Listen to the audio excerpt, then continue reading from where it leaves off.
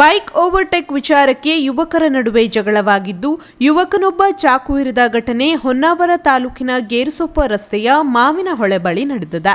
ಹೊನ್ನಾವರದ ಸಂಶಿ ನಿವಾಸಿ 26 ವರ್ಷದ ಅದ್ನಾನ್ ನದೀಂ ಶೇಖ್ ಚಾಕು ಇರಿದ ಆರೋಪಿಯಾಗಿದ್ದು, ಹೊನ್ನಾವರ ಕುದ್ರಗಿ ನಿವಾಸಿ 26 ವರ್ಷದ ವಿವೇಕ್ ಸುರೇಶ್ ನಾಯ್ಕ್ ಚಾಕು ಇರಿತಕ್ಕೊಳಗಾದ ಯುವಕ. ಬೈಕ್ ಓವರ್ಟೇಕ್ ವಿಚಾರಕ್ಕೆ ಇಬ್ಬರ ನಡುವೆ ಗಲಾಟೆಯಾಗಿದೆ. ಅದ್ನಾನ್ ಶೇಖ್ ತನ್ನ ಕೈಯಲ್ಲಿದ್ದ ಬೈಕ್ ಚಾವಿಯ ಜೊತೆ ಇದ್ದ ಸಣ್ಣ ಚಾಕುವಿನಿಂದ ವಿವೇಕ್ ನಾಯ್ಕ್ ಮುಖಕ್ಕೆ ಮತ್ತು ಕಿವಿಗೆ ಚಾಕು ಇರಿದಿದ್ದಾನೆ. ಇನ್ನು ಗಂಭೀರ ಗಾಯಗೊಳಗಾದ ಯುವಕನನ್ನು ಉಡುಪಿಯ ಆದರ್ಶ ಆಸ್ಪತ್ರೆಗೆ ದಾಖಲು ಮಾಡಲಾಗಿದೆ. ಆರೋಪಿ ಅದ್ನಾನ್ ನದೀಂ ಶೇಖ್ ಅನ್ನು ಹೊನ್ನಾವರ ಠಾಣಾ ಪೊಲೀಸರು ಬಂಧಿಸಿ ಕೊಲೆ ಯತ್ನ ಪ್ರಕರಣ ದಾಖಲಿಸಿದ್ದಾರೆ.